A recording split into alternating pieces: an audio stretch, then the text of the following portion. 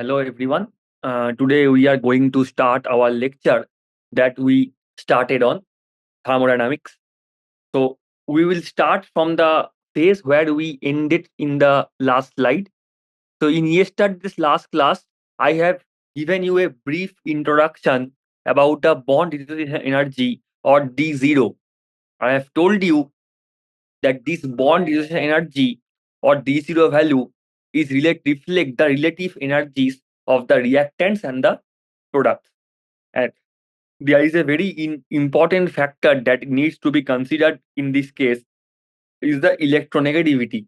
In Pauling's definition of electronegativity, this is the equation that I taught you in the last lecture, that whenever we are trying to calculate a D0 between A and B, the bond is energy, it is equal to half of the summation of the D0 of the A bond is energy plus D0 of the B BDE plus chi A minus chi B's whole square, where chi A and chi B are the electronegativity parameters in the Pauling scale for elements A and elements B.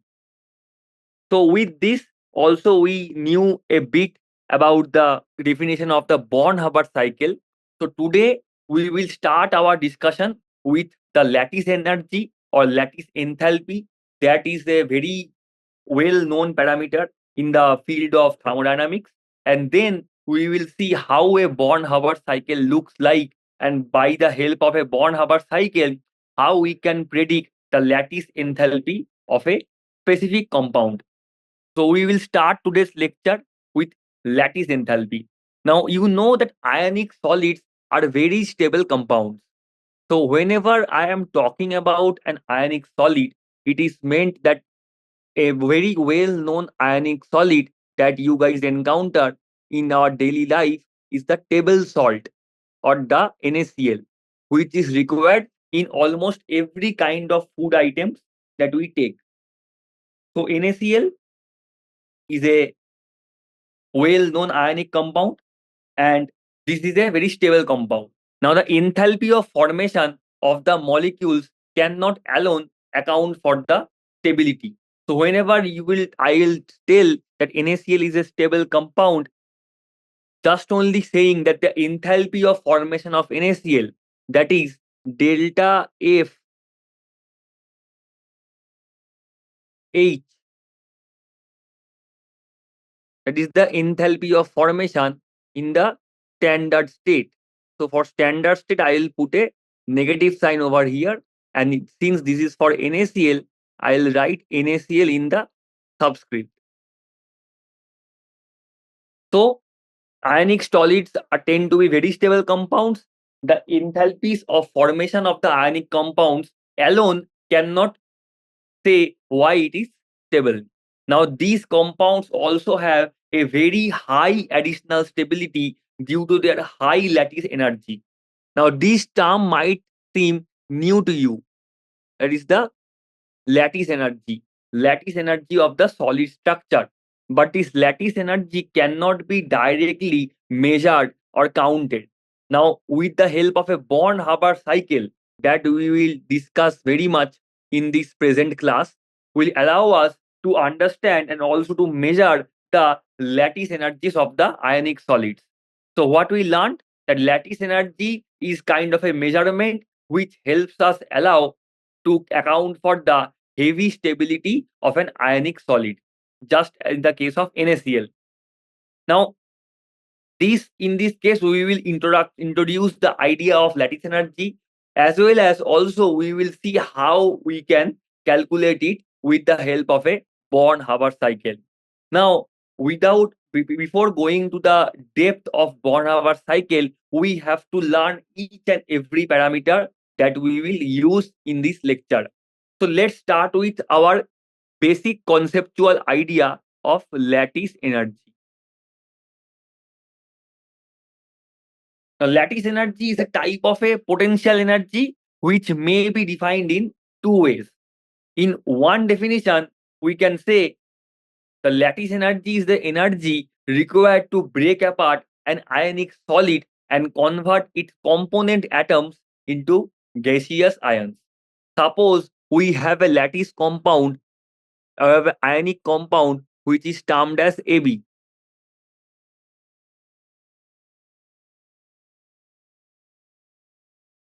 In its solid state, and then we have to actually convert it to its constituent atoms into gaseous ions.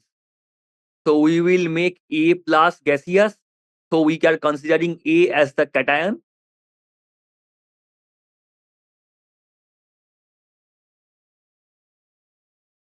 and B anion.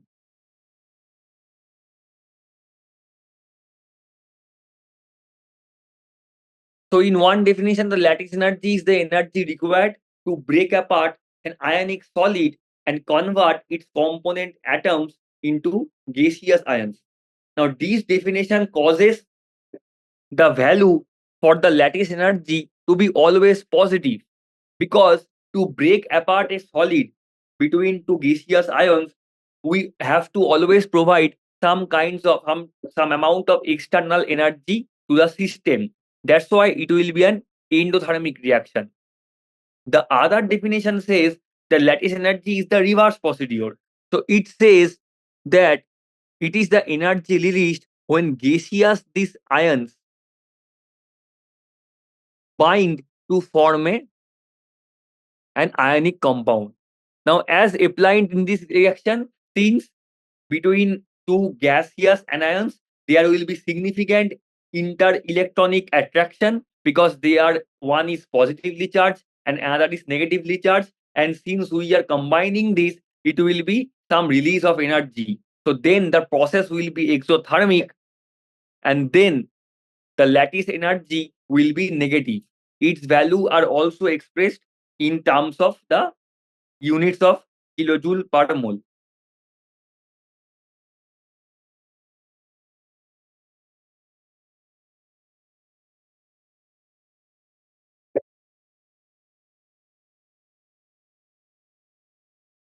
So I have basically given you a brief idea how a lattice energy can be defined.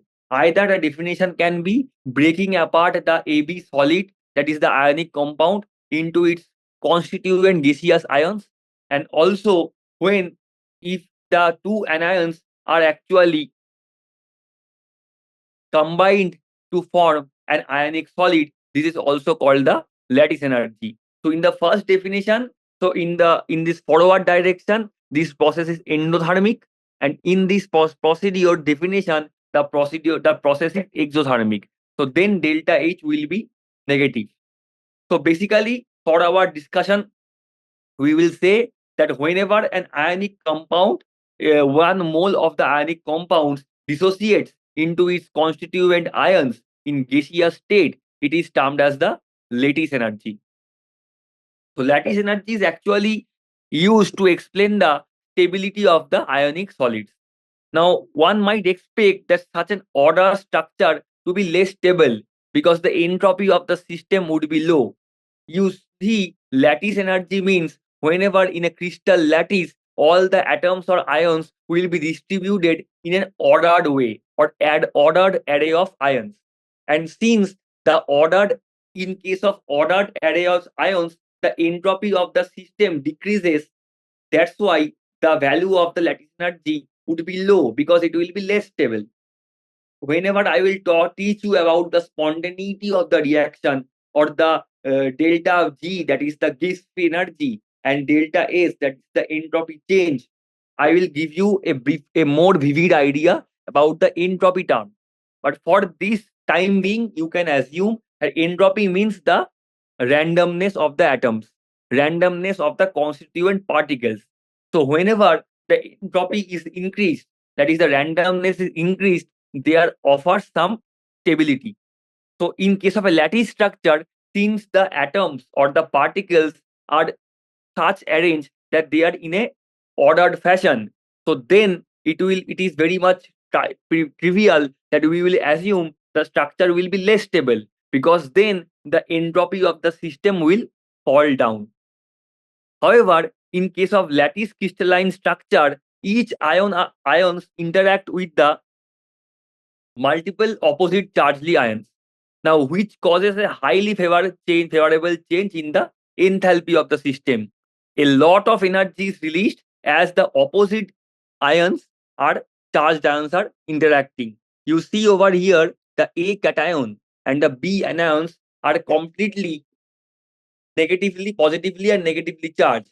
So there is a significant inter-electronic repulse attraction between this cation and anion, and that's why a lot of energy is released as the oppositely charged ions interact. It is this that causes ionic solids to have such a high melting and high boiling point. Some requires even such high temperature that they decompose before they can reach a melting or a boiling point. So some ionic solids are so stable in nature that whenever we are trying to break them apart, before breaking they actually decompose. So they, without before reaching their high melting or boiling point, before reaching their high melting or boiling point, they will be decomposed because such high they cannot endure or they cannot tolerate the high temperature that they are given. So whenever we are talking about the case in case of AB, if we take NaCl, so here we took up the example of NaCl. In case of NaCl, the delta lattice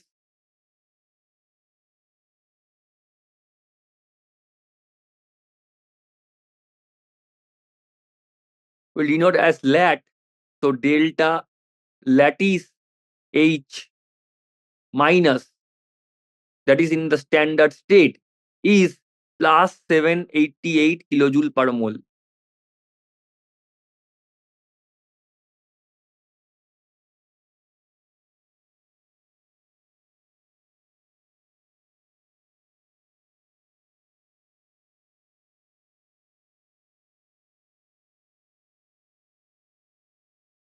Since the delta lattice energy H minus is positive over here because that is greater than 0, that means it is an endothermic reaction. So in this case, the first definition that whenever the solid is actually put into or dissociated into their constituent gaseous ions, then it is termed as the lattice enthalpy of the first definition. So in this case, you have assumed, or it is very much important to know that we cannot determine lattice enthalpies directly by a physical experiment. So physically, whenever we have to hit a solid in the solid state, ionic solid, and then we have to see whenever it is actually termed into the constituent gaseous atoms or ions in their gaseous state. But physically, this cannot be attainable because, as I have told you, these ionic solids are very much stable in nature, and since they're very much stable, very high amount of energy or temperature is required to break or dissociate them into the constituent atoms in the gaseous state. And that's why physically this experiment cannot be done. And that's why the concept of Born-Haber cycle comes into picture, where we can, by the help of some equations, we can actually calculate or determine the lattice enthalpy of a specific ionic solid. So here is the Born-Haber cycle, and it is the specific components of a Born-Haber cycle.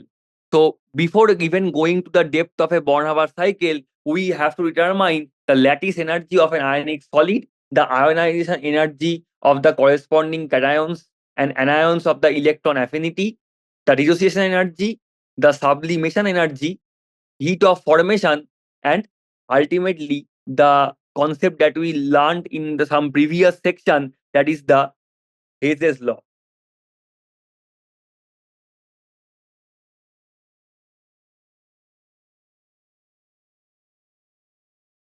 So firstly, we'll start with the concept of ionization energy. So you see, ionization energy is the energy required to remove an electron from a neutral atom or ion in the gaseous state. So suppose we have an atom termed as A,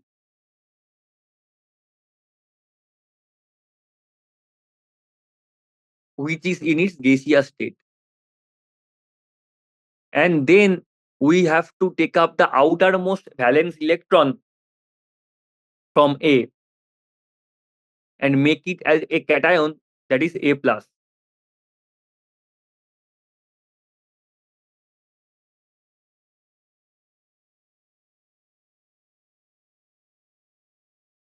So this is the ionization energy, or IE in short.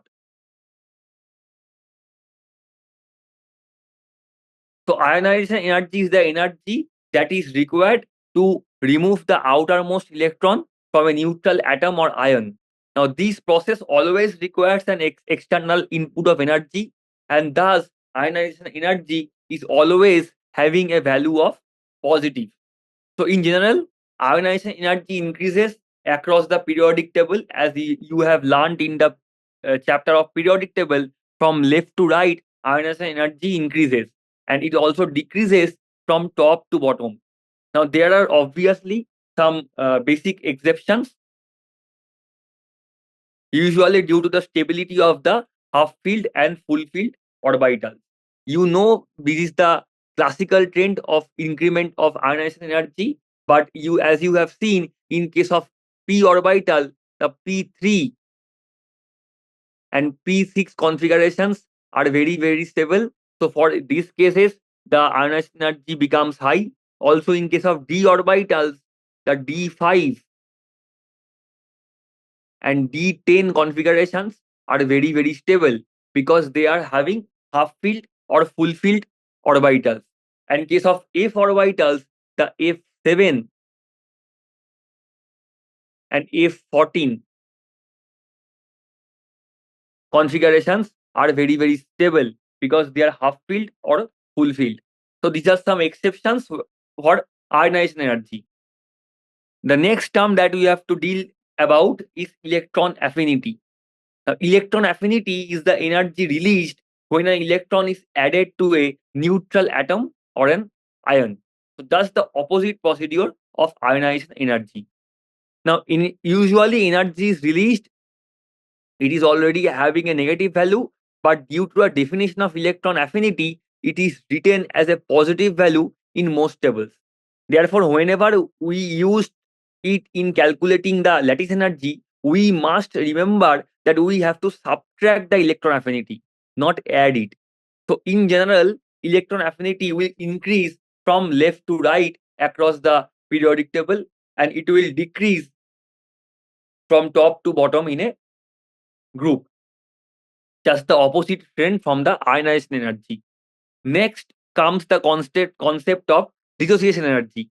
So these two terms we have actually talked a lot about in the chapter of periodic table, ionization energy and the electron affinity. So next we will move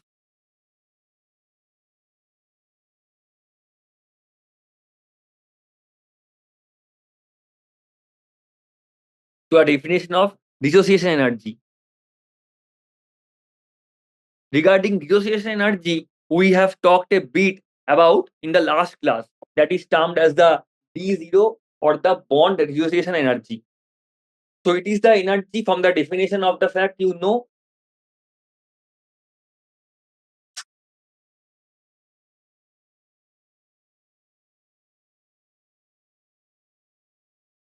the fact of the D0, or the bond dissociation energy, which is BDE. In the last class, I have told you a bit about this term, and also from the definition, you guys have gone an idea that what is meant by is. Dissociation energy means the dissociation energy of a bond. So it is always an endothermic process, because it will always require some input of energy, without which the bond would not be broken. So therefore, the change in energy is always positive. The magnitude of the dissociation energy depends on the electronegativity of the atoms that are involved in the bond. Next, we will come up in the definition of sublimation energy. Now, sublimation procedure, I have told you in the last class what is the phase transfer process from solid to liquid to gas. We are going via some specific terminal points, and whenever we are skipping the mid terminal point of liquid phase, and directly we are going from solid to gaseous phase. That is, then it is called the sublimation procedure. So whenever the energy that is required to cause a phase change from solid phase to gaseous phase, just by bypassing the liquid phase, there also needs some input of energy, and thus it has a positive value. Naphthalene, that is C10H8, is a very well known molecule that is sublimed at room temperature even from solid to gaseous phase. So in case of diatomic molecules, also the sublimation energy and the energy of atomization are just the same that I have discussed in the last class. It can be termed as the in enthalpy or energy of atomization. Next, we will come up to the parameter of heat of formation that we have also discussed before. It is the change in energy when from the constituent elements a compound is getting formed. This may be positive or negative, now depending on the atoms involved or how they interact with each other. Finally, we will come to the one of the very classical laws of thermodynamics that we discussed well in our previous one of the previous lectures. That is the Hess's law. Now, the Hess's law states that overall change in the energy of a process can be determined by breaking the entire process into some smaller steps and then adding the changes in energy of the each step. We can calculate the ultimate energy change.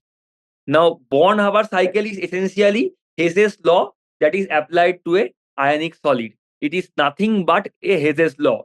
In case of Hess's law, as we have said, from A to B, if we have a path, and we also define a path which does not go directly from A to B, rather it goes from A to some C to D to E phase and ultimately goes to B.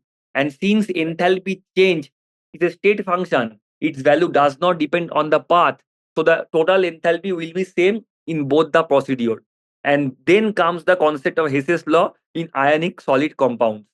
So whenever Hess's law is applied to an ionic solid compound, it is termed as the Born-Haber cycle.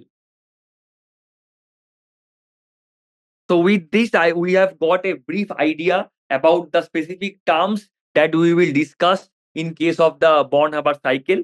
Now, next we move on to the definition and the actual diagrammatic representation of a Born-Haber cycle. So we will start with the very good example of NaCl. So let's see how we can calculate the lattice enthalpy of NaCl. That is,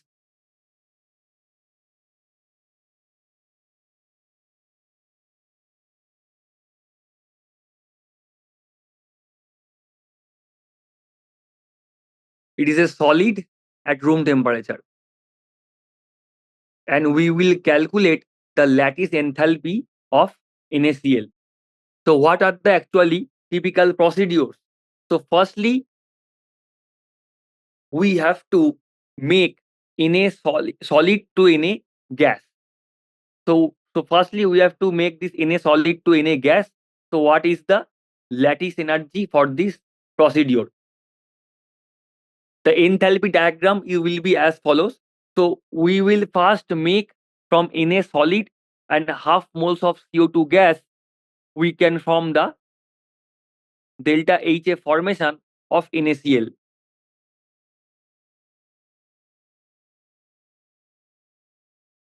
So we have Na, that is a solid. Sodium, the constituent atom, is solid in this case.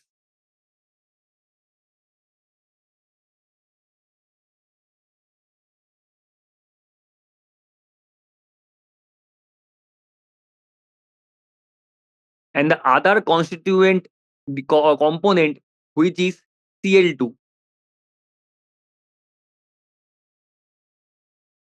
which is a gas.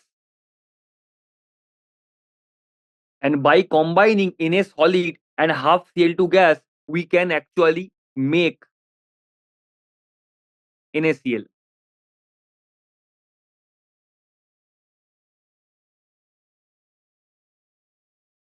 For our convenience of understanding, I will put this as a benchmark, and it is termed as this benchmark is termed as NaCl, which is a solid.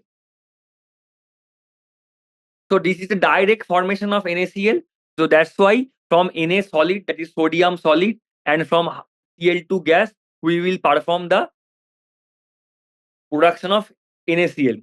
But we have to always use a balanced equation. That's why we will put a half over here. So now it is balanced.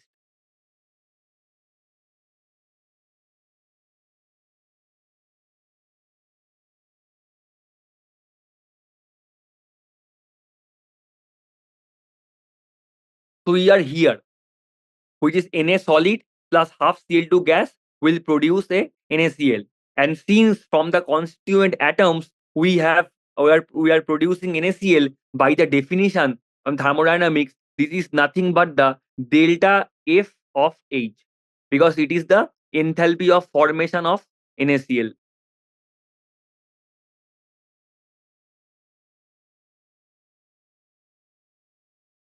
Next, we will now move on to a other array of steps and another array of steps when we will also produce this same NaCl.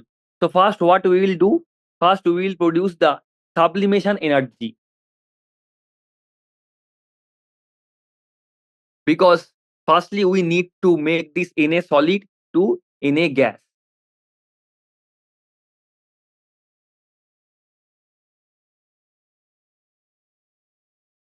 So by this we will make the Na gas,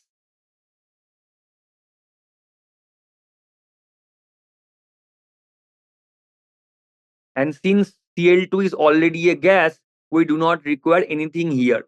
So it is half Cl2 gas remaining intact.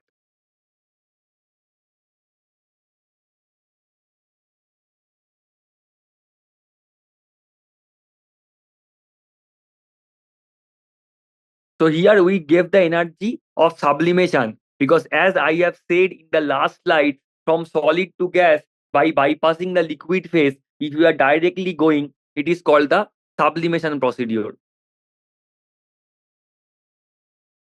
So this is delta sublimation H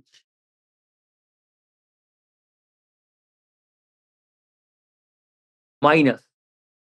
And then also from Na gaseous, we have to make the Na plus gaseous, because we have to make the corresponding ion for preparing a solid. So then we have to give the energy of delta IH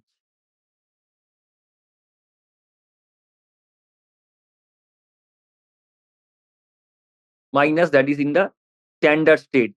We can also use this term because it is an ionization energy from Na gaseous to Na plus gaseous. It was this that I defined in the last class, that is the ionization energy. Ionization energy, or this is in the terms of the enthalpy. So delta IH minus, I stands for the ionization. So now we have got to this phase that we have Na plus gaseous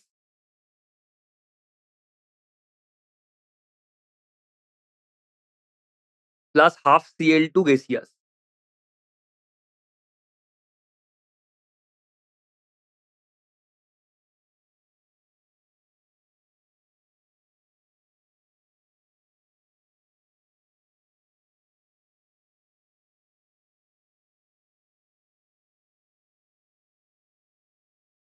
But you see, from Na solid we have reached to Na plus gas, but from half Cl2 gas we have not reached the Cl minus gaseous yet. So that's why firstly, what is Cl2? Cl2 is this molecule where there is a chlorine-chlorine bond. So to make this chlorine-chlorine bond to a Cl minus anion, firstly we have to cleave this bond. So firstly, there is a requirement of bond dissociation energy. And since half moles of Cl2s are there, so we will require half bond dissociation energy. So then we are actually requiring this half of the delta bond of H. But since in case of diatomic molecules, the bond dissociation energy and the enthalpy of atomization are just same. So BDE, that is the bond dissociation enthalpy or energy, and delta A of H, that is the enthalpy of atomization. These two are similar, or they can be used quite interchangeably. So we can write here delta A of H minus in the standard state. So now, whenever we are producing we are actually putting the energy of delta atomization H, or the enthalpy, from half Cl2, we are getting Cl gas. So now we have these two components. Na plus gaseous is intact,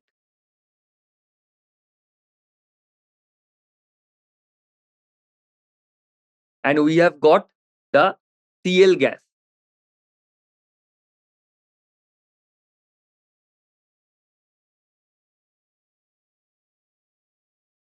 But still now the job is not over for us, because Cl gas has to be converted to Cl minus gas. So there the electron gain enthalpy comes into picture, or the electron affinity. So the electron gain enthalpy, that is here for making the Cl gas to Cl minus gas. So it will be delta electron gain H minus. This term is nothing but that I told you in the last slide as the electron affinity. Affinity towards getting an electron. So now we have ultimately reached the point when we have both the constituent anions and cations in their gaseous state.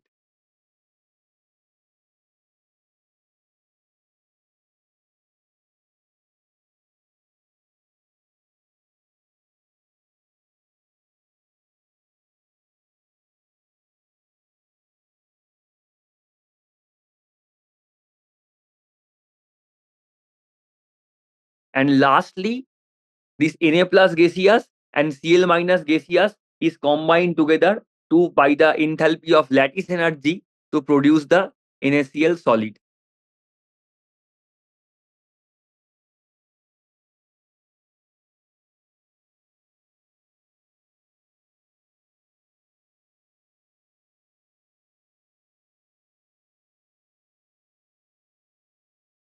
That is the lattice enthalpy. So I guess you have actually got the entire procedure over here. So this was path A that I will write here in the green line, which is path A.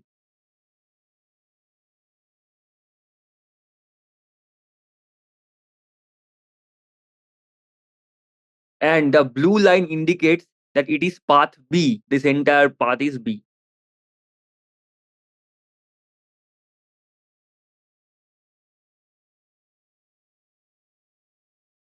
This is path A and this is path B. And as I have told that enthalpy is a state function, its value does not depend upon the path or route that is taken up.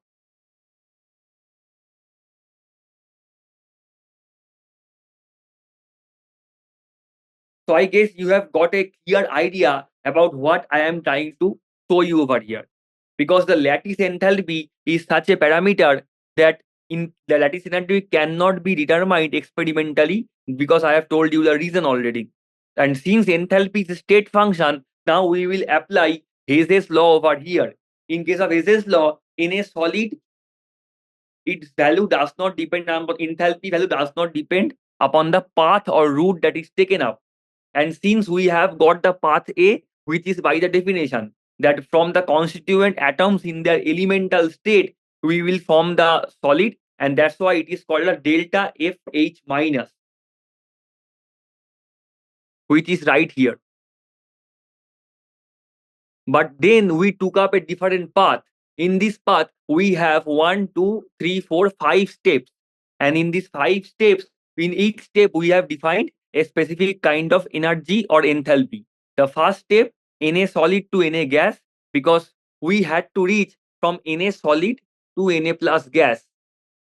And for reaching Na solid to Na plus gas, we have to make it gaseous, and then we have to make it ionized.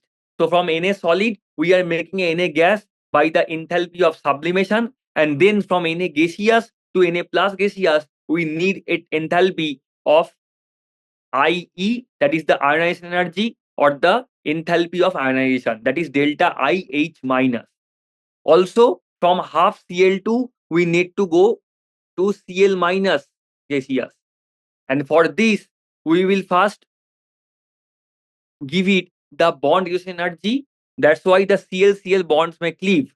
And since ionization in case of Cl2, that is diatomic molecule, the atomization enthalpy and the bond use enthalpy are just the same. So we have used the atomization energy or the diffusion energy. So in this case, half Cl2 will produce half, we will provide half delta AH because half moles of Cl2s are over here.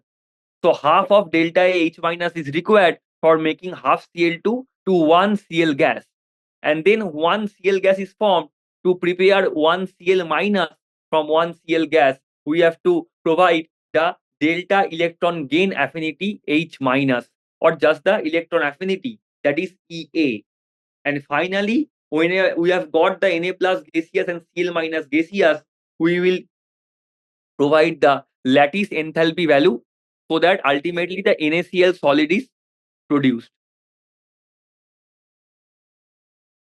So these terms are actually taken from thermodynamics, and earlier terms, the ionization energy and electron affinity, were in practice instance of the above terms. So we will turn to justification. What is actually the ionization energy and what is the electron gain enthalpy? So we will talk about this later, but firstly we will stick to this Born-Haber cycle. So ultimately we have got this, that the path A and path B's enthalpy would be just the same.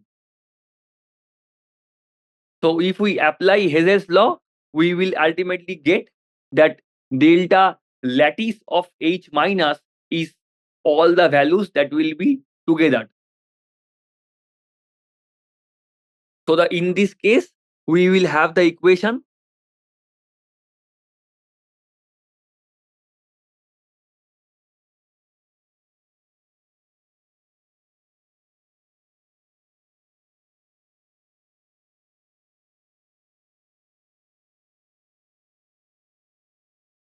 delta FH minus, that is the enthalpy of formation, which is around minus of 411.2 kilojoule per mole.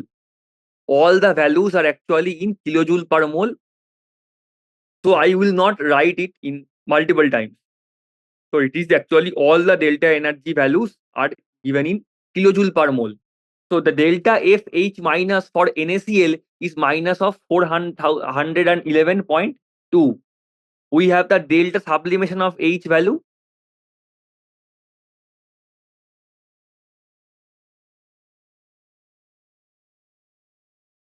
as plus 108.4.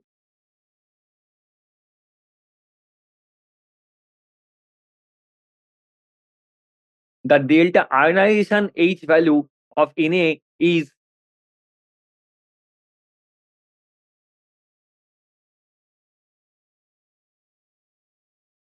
around 495.6. Also, we have the bond use energy value, that is half of the bond use energy value. So we have the value 121 kilojoule per mole. Total bond use energy value is 242, is delta AH. In case of diatomic molecule, the atomization enthalpy and the bond use enthalpy are just the same.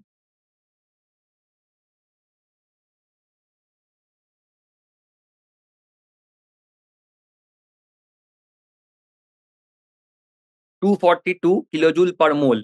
So we have the delta atomization of H is 242.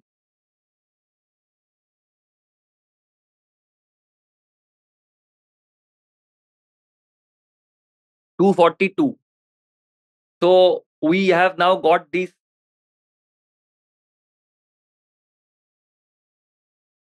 So we have delta sublimation of H. We have the delta ionization of H. and also we have the delta atomization of H. So these three values we have got.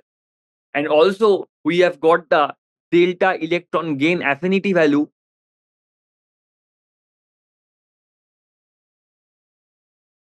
H is minus of 348.6 kilojoule per mole.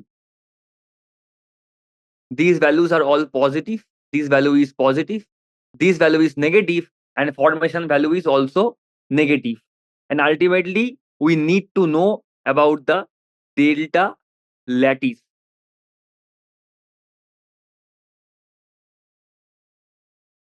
of H. We need to know this value, the delta lattice of H. So ultimately, you see, according to Hess's law, this delta FH minus, that is the path A, is actually equal to sum of all these values or enthalpy values. So if we have to calculate that what is the value of delta lattice H, we will have the delta lattice H value is actually equal to delta FH minus of all the values. So in case of this, we will get the total value, that is delta formation of H,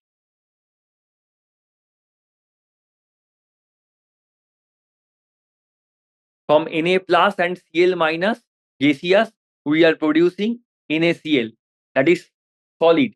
So since we, according to definition, the delta lattice H is breaking of the, in case delta lattice H, NaCl solid, that is actually breaking of the NaCl into Na plus and Cl minus. And delta lattice H is equal to accumulation of Na plus and Cl minus to NaCl. So in case of NaCl, when it is actually broken to Na plus and Cl minus, some amount of energy is required. And when Na plus and Cl minus is combined together, some energy will be released. So then it will be an exothermic procedure. That's why in this case, by definition, we have known that whenever NaCl to Na plus and Cl minus, it will be a positive value, because then we have to put some energy or provide some energy to the system. But whenever we are accounting for the accumulation of Na plus and Cl minus to NaCl, this value will be negative. It will be minus of delta lattice of H. So now we can actually apply the Hess's law here. It will be delta F H, all are in the minus state, that is in the standard state, is actually equal to delta sublimation of H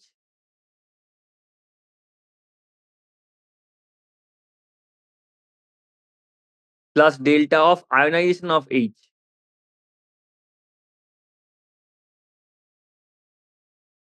plus half of the delta AH, because in case of enthalpy of atomization, half moles of Cl2 are here. So it will be a half, plus delta of electron gain affinity H, and lastly it will be the negative value of lattice H.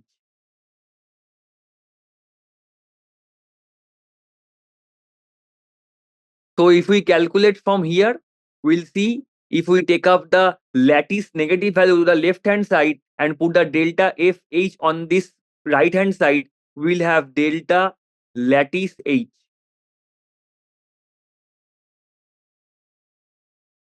That is equal to minus of delta FH, and minus of delta FH is equal to 411.2. We have the delta IH as 495.6. We have the half of delta atomization of H as 1 to 1.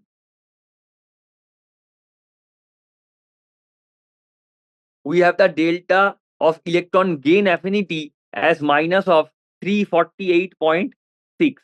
So this value will be negative.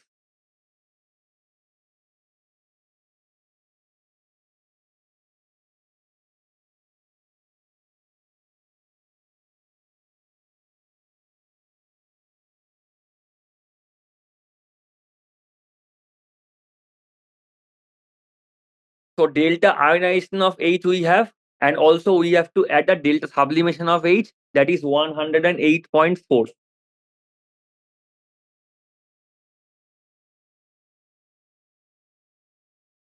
So if we calculate over here, we'll ultimately get the value of 788.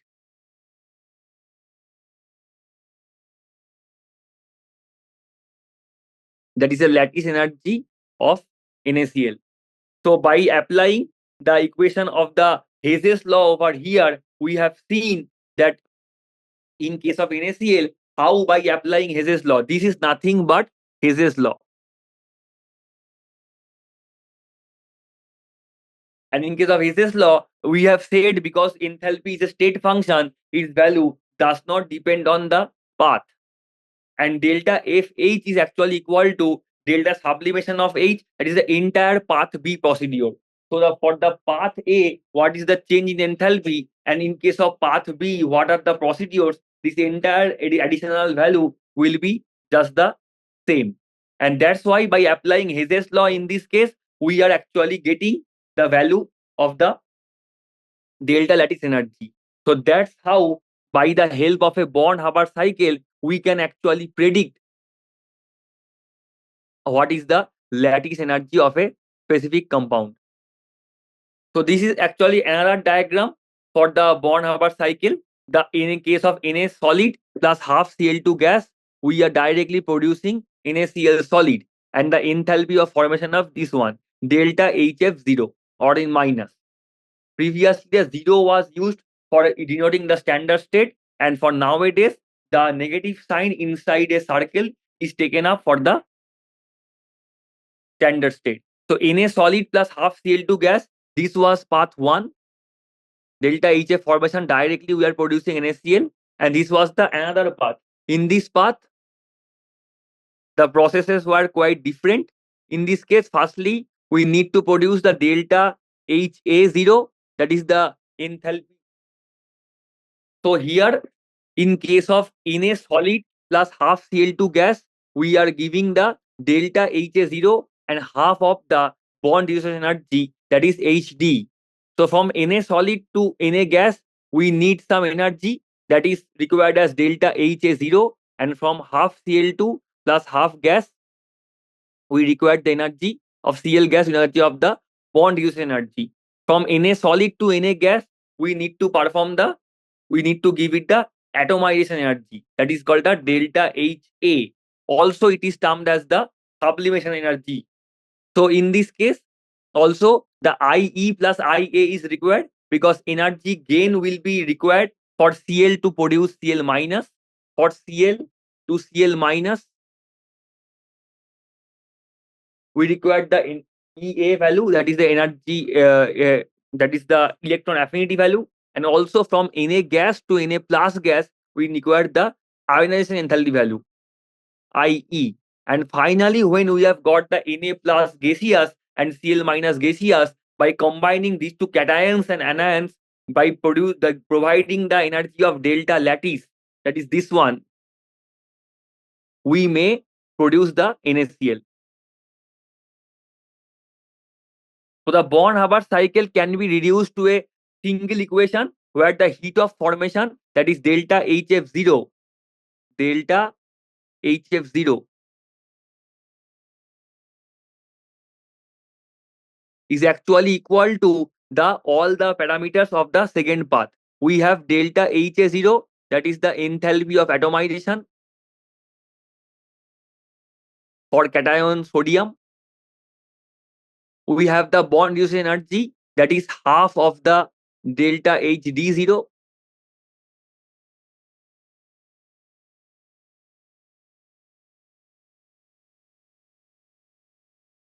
Then we have the sum of the ionization energies and sum of the electron affinities. So we need sum of the ionization enthalpy, that is the IE value. Also, we need some of the electron affinity values.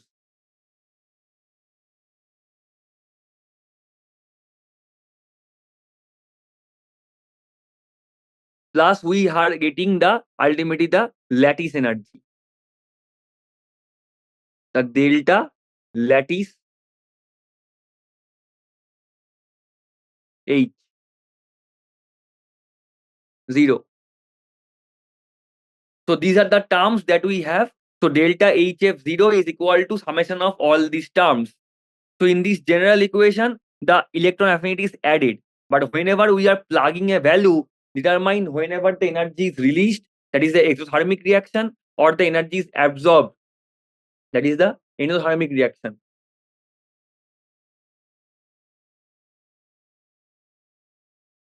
So we have this rearrangement of the solving the lattice energy. So lattice energy, that is the delta H lattice value, is nothing but delta HF, that is the heat of formation, minus all the heat, that is heat of atomization, the bond dissociation energy, sum of all the ionization energies, and sum of all the electron affinities.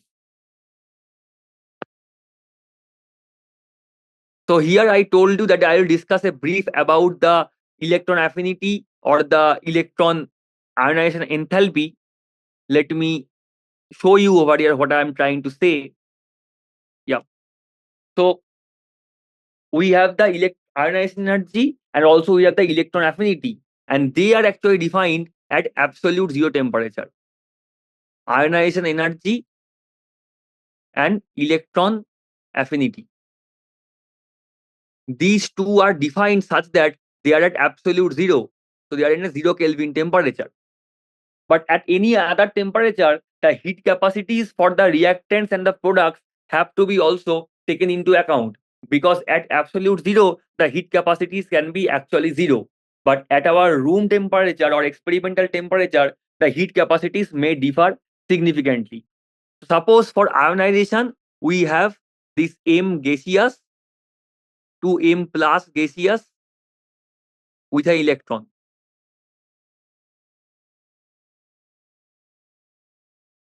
And for M gaseous,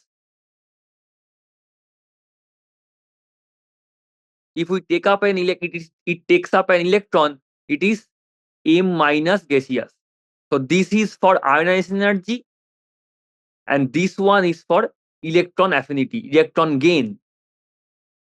Now at temperature T, the enthalpy, that is the del R H minus T, is equal to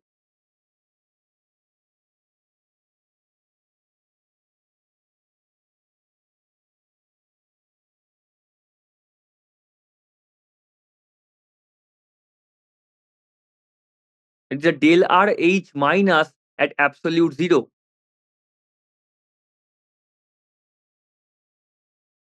That's why we'll write a zero inside bracket. That means it is in absolute zero. Plus it will be integration of 0 to T and del R Cp minus dt.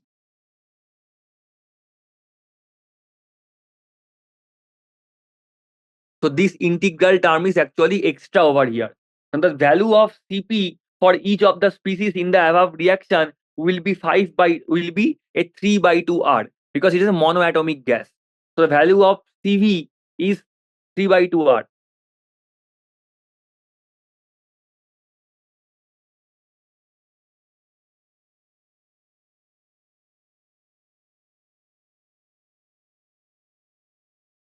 So Cp value del R Cp minus, it will be 5 by 2 R, and it will also be minus 5 by 2 R for electron gain. So del R H minus, the ionization energy, that will be E0, that will be the ionization enthalpy, that is at a electron affinity. And in case of del R H minus, the electron gain enthalpy, it will be minus A of the electron affinity minus of 5 by 2 RT. Because if Cv is this, Cp is this. Cp is Cv plus R. So it will be 5 by 2R. So in this case, the del R H minus 0, for one case it is ionization energy, and for another case it is electron affinity.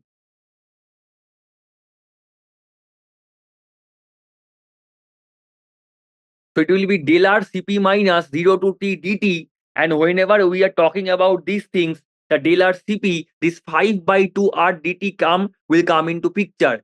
And then it will be different from the ionization energy and electron affinity. And that's why there previously, though the terms ionization energy and electron affinity was taken into account, but recently, instead of these terms are actually used. So in the next class, we will talk about the spontaneity of the reaction, the entropy factor, and that is the delta G, that is the Gibbs free energy parameter. So now, if you have any question or any query regarding any of the slides, you can ask. At constant.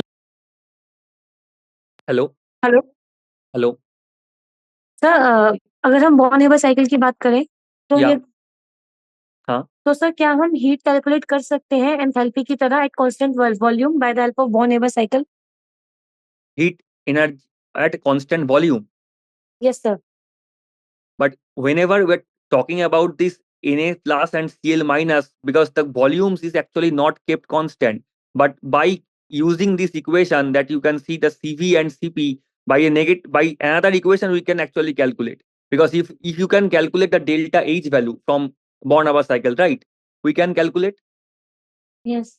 Yes.